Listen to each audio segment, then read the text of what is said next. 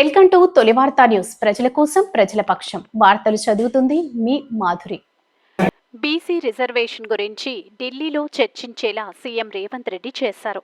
MLA యన్నం Srinivasa Reddy BC reservation అమలుకు మొదటి అడుగు మన తెలంగాణ నుంచే ప్రారంభం. బీసీ బిల్లు అమలు కోసం అందరూ సంఘీభావం తెలియజేయాలి. ఏ విజయం కూడా ఒక్క రోజులోనే సాధ్యం కాదు. కోట్ల మంది వెనుకబడిన ఓబీసీల సంగతి ఏంటి? 33 జిల్లాలో బీసీ భవనాలు ఏర్పాటు చేసేందుకు కృషి చేసి బీసీ రిజర్వేషన్ గురించి దేశ రాజధాని ఢిల్లీలో చర్చించేలా మన రాష్ట్ర ముఖ్యమంత్రి రేవంత్ రెడ్డి చేశారని మహబూబ్ నగర్ ఎమ్మెల్యే యన్నం శ్రీనివాసరెడ్డి పేర్కొన్నారు. మహబూబ్ నగర్ పట్టణంలోని పాత పాలమూరులోని మల్టీపర్పస్ కమ్యూనిటీ హాల్లో జరిగిన బీసీ కుల సంఘాల ఆత్మీయ సమ్మేళనానికి ఆయన ముఖ్య అతిథిగా హాజరయ్యారు. ఈ సందర్భంగా ఆయన మాట్లాడారు. మందకృష్ణ మాదిగని మనం ఆదర్శంగా తీసుకోవాలని అన్నారు. బీసీలకు 42% రిజర్వేషన్ అమలు కోసం తెలంగాణ రాష్ట్ర ముఖ్యమంత్రి, మంత్రులు, ఎమ్మెల్యేలు, ఎమ్మెల్సీలు, ఎంపీలు ఢిల్లీలో ధర్నా చేస్తున్నామని ఆయన తెలిపారు. ప్రతి జిల్లా కేంద్రంలో బీసీ భవన్ ఏర్పాటు కోసం ప్రభుత్వ దృష్టికి తీసుకెళ్లి 33 జిల్లాలో బీసీ భవనాలు నిర్మించేలా ప్రభుత్వాన్ని ఒప్పిస్తామని ఆయన హామీ ఇచ్చారు.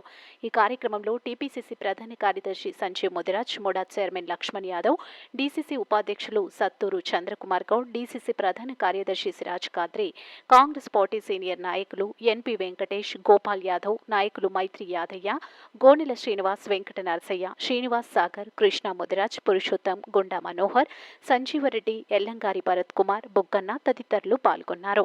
మీ తొలి వార్తా న్యూస్ ని సబ్స్క్రైబ్ చేసి, లైక్ చేసి, షేర్ చేయండి.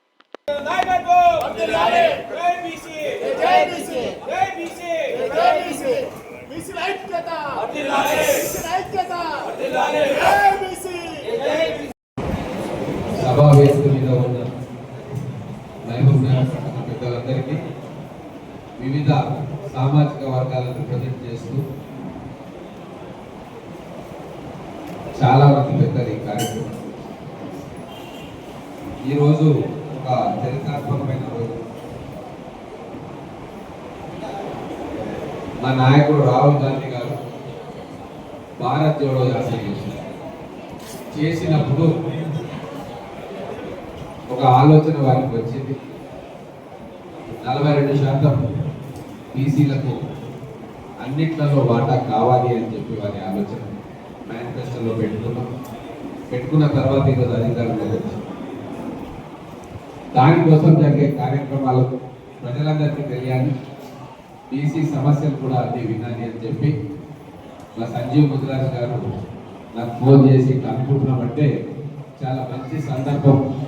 ఇప్పుడే మనం అన్ని కూడా ఆకలింపు చేసుకొని ఢిల్లీలో పెద్దలకు, గౌరవ ముఖ్యమంత్రి గారికి వారికి కూడా చెప్పాలి అని చెప్పి బాగుంటుంది పెట్టుకుంటే ఈరోజు ఈ మీటింగ్ మిగతా పెద్దలందరితో కలిసి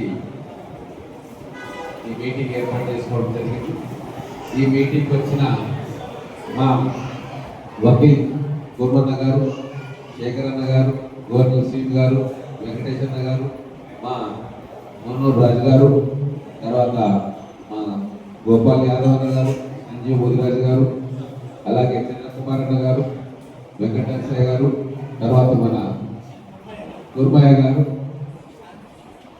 గారు, మన సిరాజ్ కాద్రి గారు, కృష్ణ గారు, మహేందర్ గారు, ఇక్కడ కూర్చున్న అనేక మంది అందరికీ కూడా నమస్కారం. కొన్ని రెండు మూడు ప్రాక్టికల్ అంశాలు చెప్తాను నేను. ఎందుకంటే దీంతో రాజకీయం లేదు, ఇప్పుడు ఎలక్షన్స్ లేవు. కానీ వాస్తవాలు ఏంటి అనేది మనం ఆత్మసాక్షిగా ఆత్మశోధన చేసుకునే సందర్భం ఈరోజు.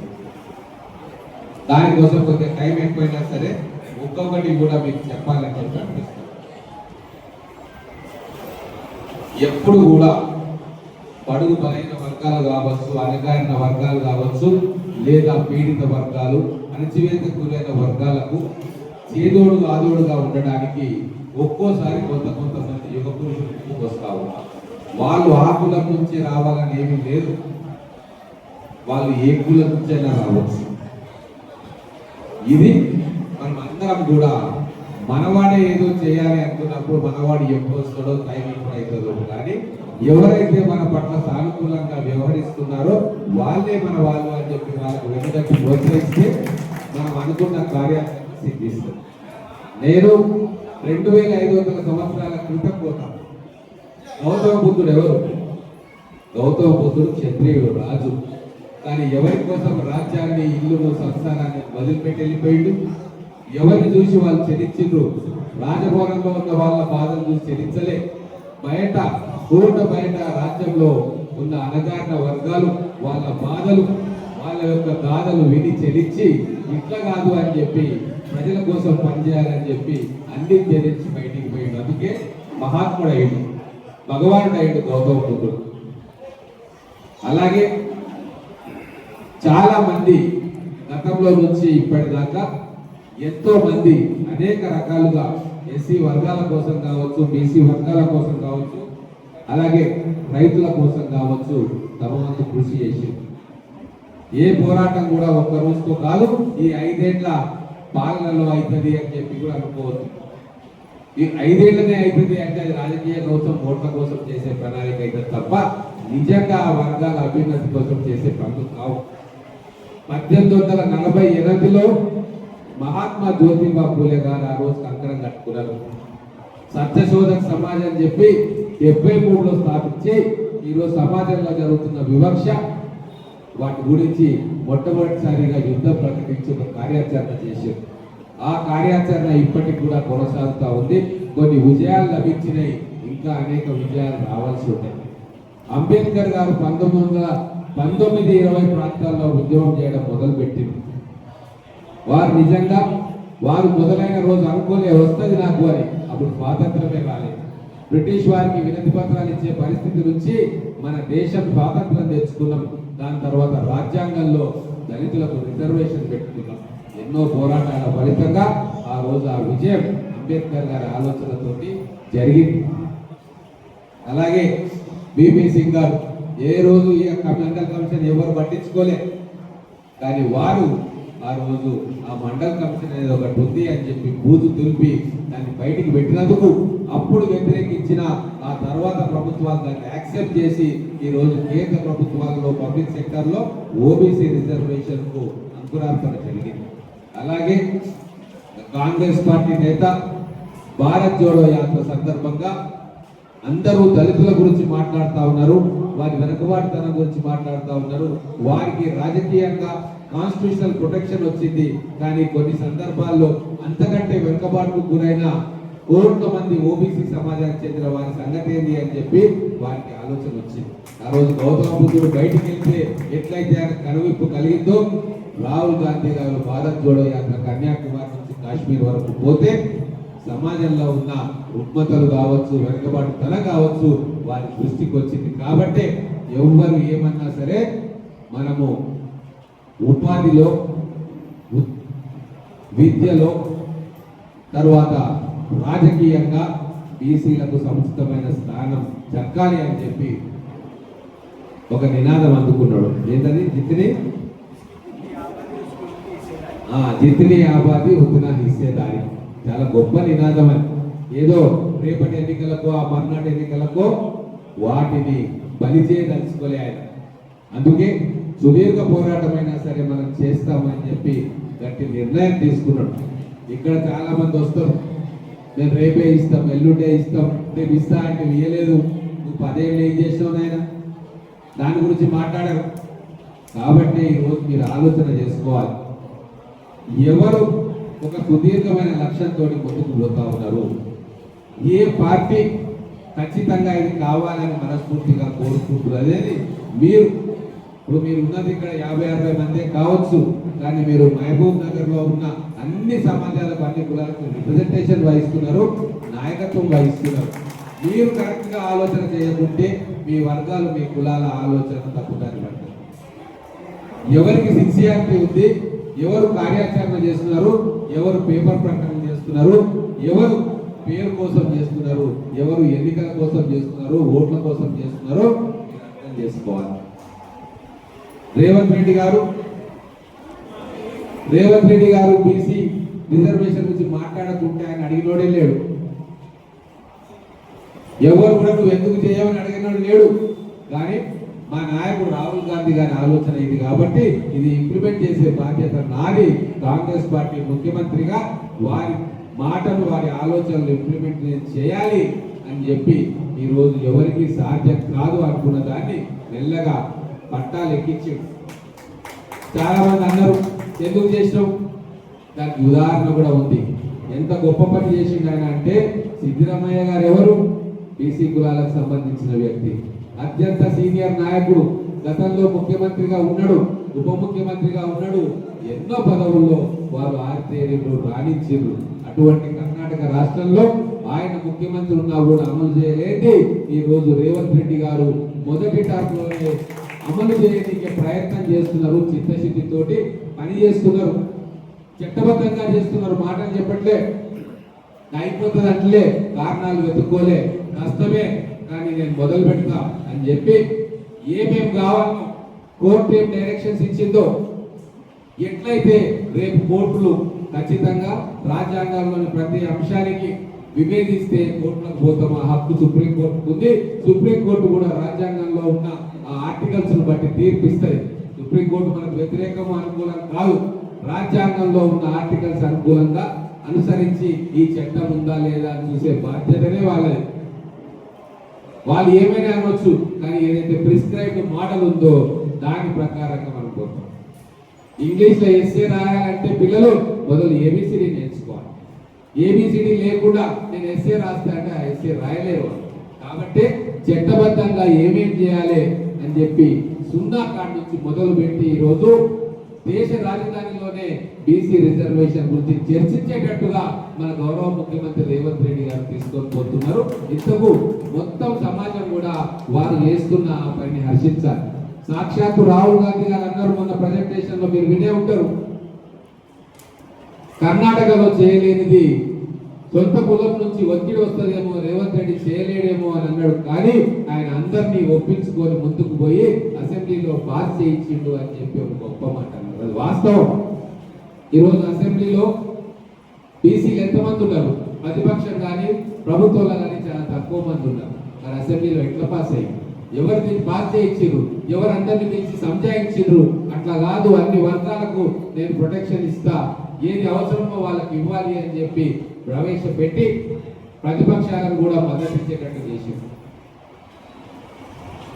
ఎంఐఎం మద్దతు ఇచ్చింది, బీజేపీ ఎమ్మెల్యేలను కూడా పిలుచుకొని మాట్లాడితే అసెంబ్లీలో పాస్ అయింది, యునానిమస్ గా పాస్ అయింది.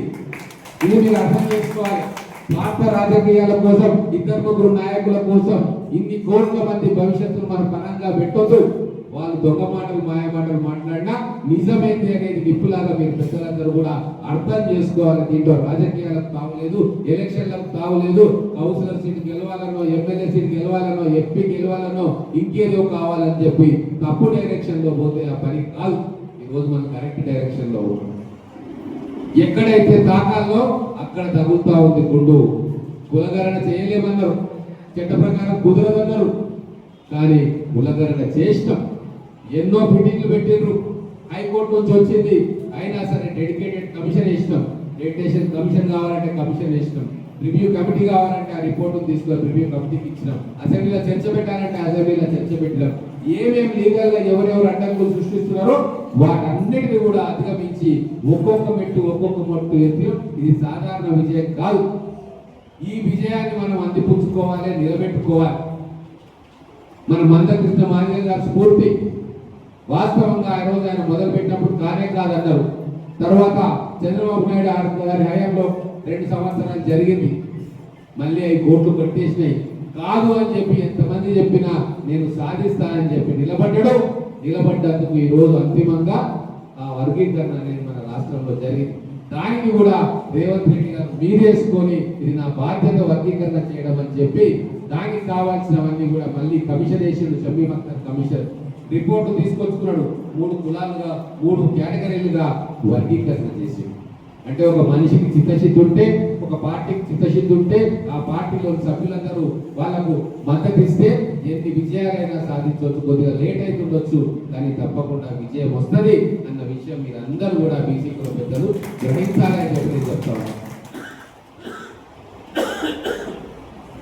చెప్తాం.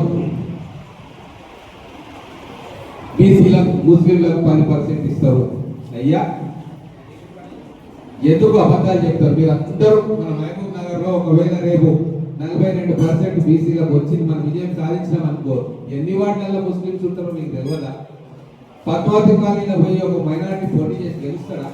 కేవలం 5వ 6వ వార్డులో వాళ్ళు 100% మెజారిటీ ఉంటారు, అక్కడ వాళ్ళు బెనిఫిట్ పొందుతారు. కానీ మిగతా దాంట్లో ఎవరు ఈ భగీరథ ప్రయత్నం చేస్తున్నారు, దీన్ని ఆపే ప్రయత్నం చేయాలి. ఎందుకంటే బీసీల పార్టీ అని చెప్పుకునే బీజేపీ దీనికి మొదటగా అడ్డం పెడతా ఉన్న విషయాన్ని మన అందరం కూడా గుర్తుపెట్టుకోవాలి. కానీ వాళ్ళు కూడా అర్థం చేసుకునేదాకా ఈ పోరాటం కొనసాగాలి. ఎందుకు చెప్తున్నానంటే పార్లమెంటులో 9th షెడ్యూల్లో చేర్చడమే ఒక పర్మనెంట్ పరిష్కారం. ఎట్లయితే తెలంగాణ రాష్ట్రంలో తెలంగాణ రాష్ట్ర సాధనకు ఆర్టికల్ 3 ద్వారా పార్లమెంటులో మెజారిటీ ఎంపీల మద్దతు ఉంటే అది పాస్ అవుతుందో, చట్టం ద్వారా రాష్ట్రం ఏర్పడ్డదో, ఇది కూడా పర్మనెంట్ గా నిలబడాలి అంటే అంతిమంగా పార్లమెంట్ లో నిర్ణయం తీసుకోవాలి. దానికి ఒత్తిడి కావాలి. దానికి తెలంగాణ నుంచి మొదలు పెట్టినాం. గోవాలో మీటింగ్లు పెట్టుకుంటున్నారు మనం. ఇప్పుడు బీజేపీ పాలిత రాష్ట్రంలో బీసీ నాయకులు పోయింది అక్కడ.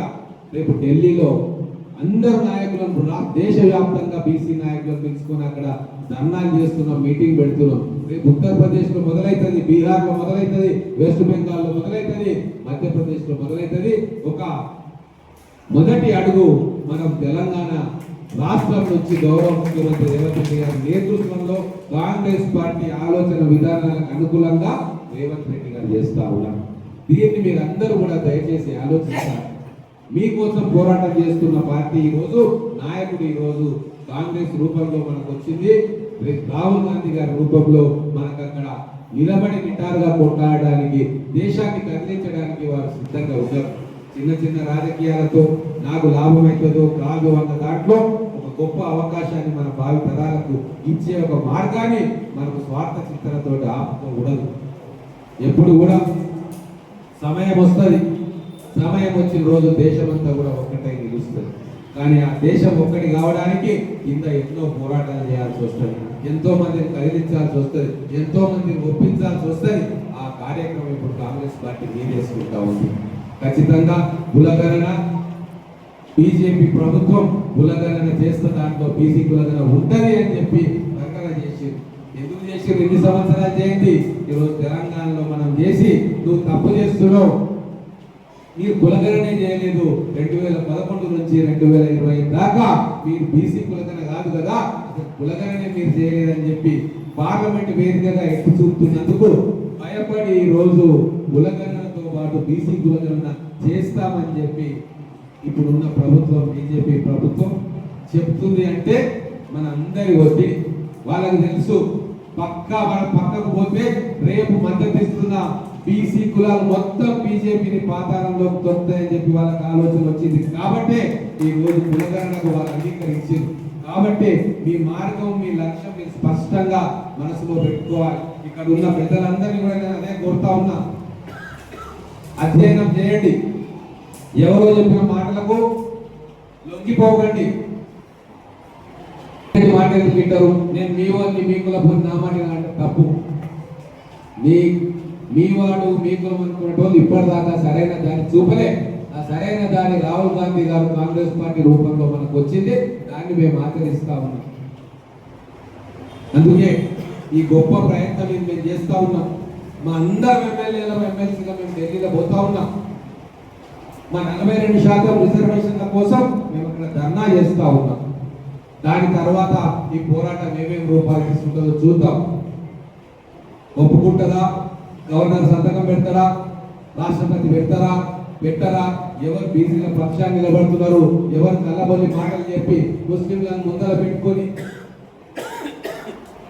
హక్కులు ఎవరు కాలరాయడానికి ప్రయత్నం చేస్తున్నారో ఇవన్నీ కూడా మీరు నిజాయితీతో ఆలోచించాల్సిన సమయం వచ్చింది. అంతిమ ఘట్టమైన పోరాటంలో గతంలో మాటలకు పరిమితమైంది, కానీ ఇప్పుడు మీ సమస్య చట్టసభల్లోకి ఎంటర్ అయింది, చట్టసభల్లో పోబోతా ఉంది. దేశంలో ఉన్న ప్రతి బీసీ నాయకుడు కావచ్చు, ప్రతి బీసీ బిడ్డ కావచ్చు, ఈ రోజు ఈ పోరాటంలో అండగా నిలవాలి. మేమందరం కూడా ఈ ఉద్యమానికి మద్దతుగా నిలుస్తా ఉన్నాం. మా ఓటేసినాం, రేపు ధర్నా చేయబోతా ఉన్నాం.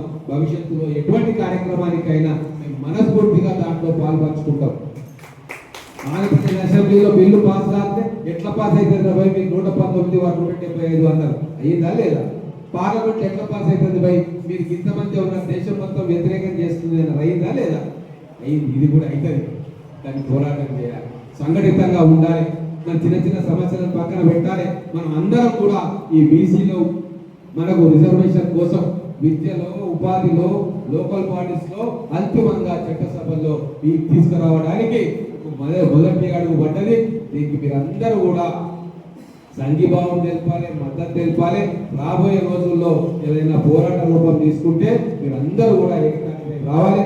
కలిబొలి మాటలు చెప్పి మిగతా పార్టీలను వ్యక్తిగతంగా నేను ఎవరిని అన్నా 10 సంవత్సరాల్లో దాన్ని ఊసులేదు పెట్టని వాళ్ళని అవకాశం ఉండి కూడా చేయని పార్టీలను మీరు మా చుట్టాలుగా, మా పార్టీగా మీరు అనుకుంటే మనం చేరవలసిన గమ్యం ఇంకో 100 సంవత్సరాలు ముందుకు పోతుంది. మీ మిత్రులు ఎవరో, శత్రువులు ఎవరో మీరు ఆలోచన చేయండి. మేమందరం కూడా మా కాంగ్రెస్ పార్టీ ఆదేశం ఇచ్చింది, ఇది అమలు చేయాలని చెప్పి మా అధ్యక్షుడు కావచ్చు, మా నాయకులు కావచ్చు చెప్పారు. మేము ఆ బాటలో నడుస్తూ ఉన్నాం. మీ అందరూ కూడా కలిసి కట్టుగా మాతో కలిసి రావాలని చెప్పి కోరుకుంటూ ముగిస్తూ ఉన్నారు. జై తెలంగాణ.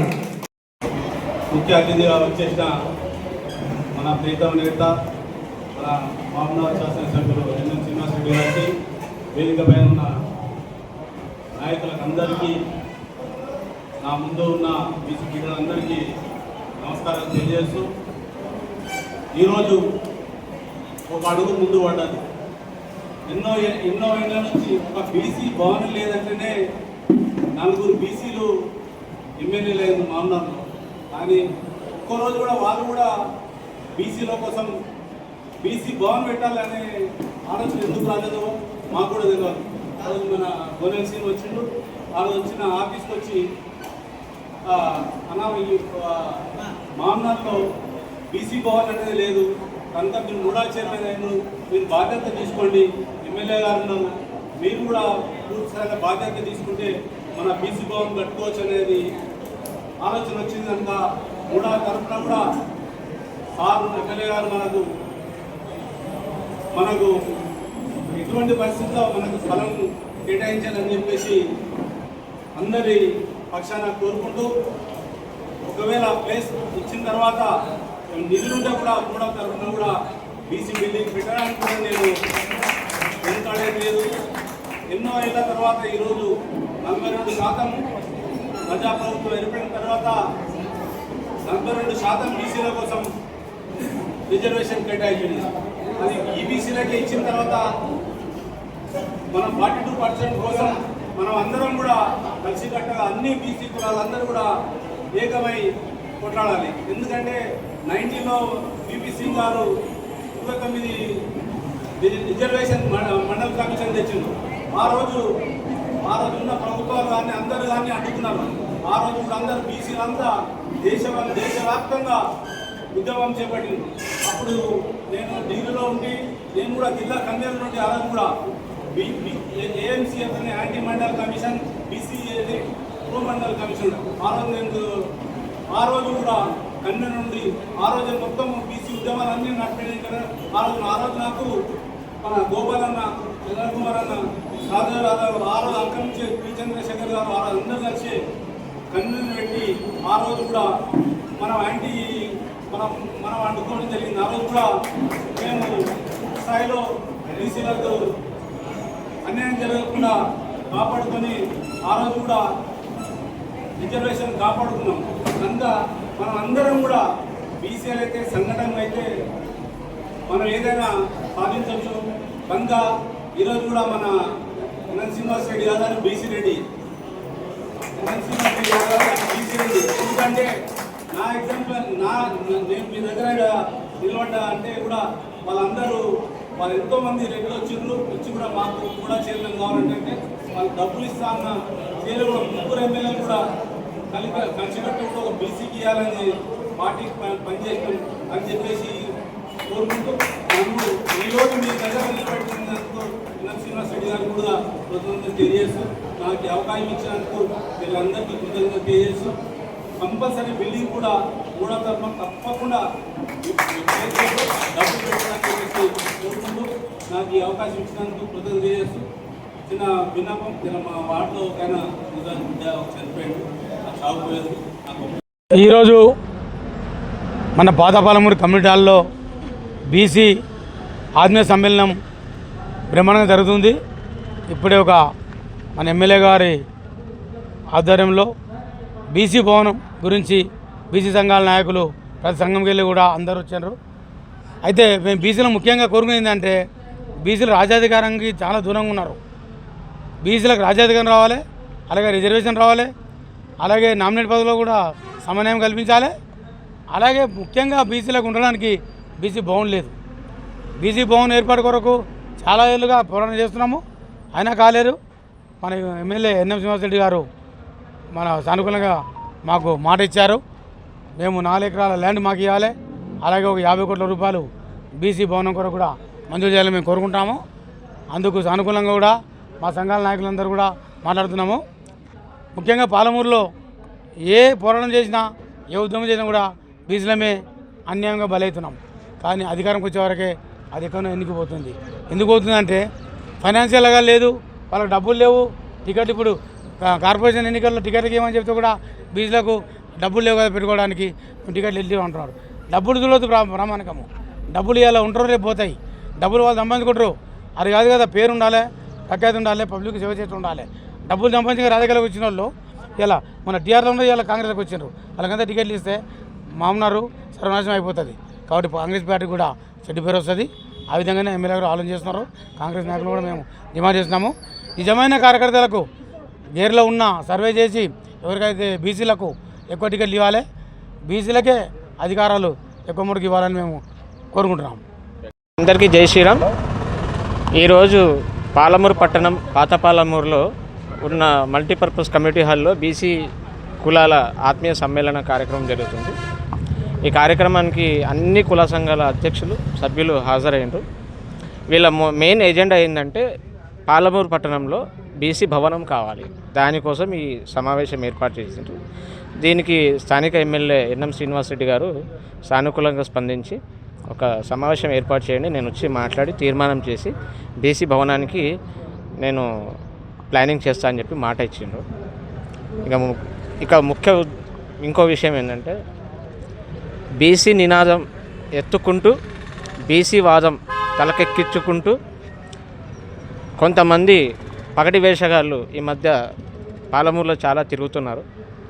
ఇదే పగటి వేషగాళ్ళు గత 10 సంవత్సరాల నుంచి పదవులు అనుభవించి బీసీల మీదనే ఉక్కుపాదం మోపుతూ, బీసీలనే అనగదొక్కుతూ, బీసీలపైనే అక్రమ కేసులు పెట్టి జైలుపాలు చేసి ఈరోజు ఏం తెలియని నంగనాచులాక మళ్ళీ బీసీ నినాదం ముందుకు తీసుకొస్తున్నారు. పాలమూరు నియోజకవర్గంలో బీసీల బిడ్డలారా, ఇలాంటి వ్యక్తులతో తస్మాత్ జాగ్రత్త. వీళ్ళు అవకాశవాదులు, స్వార్థపరులు. వీళ్ళు బీసీలని ఓటు బ్యాంక్గా మార్చుకొని గద్దెనెక్కి మళ్ళీ బీసీలనే తొక్కే ప్రమాదం ఉంది. కాబట్టి వీళ్ళ నుంచి మీరు కొంచెం జాగ్రత్తగా ఉండాల్సిందిగా ఒక బీసీ బిడ్డగా నేను విన్నవించుకుంటున్నా.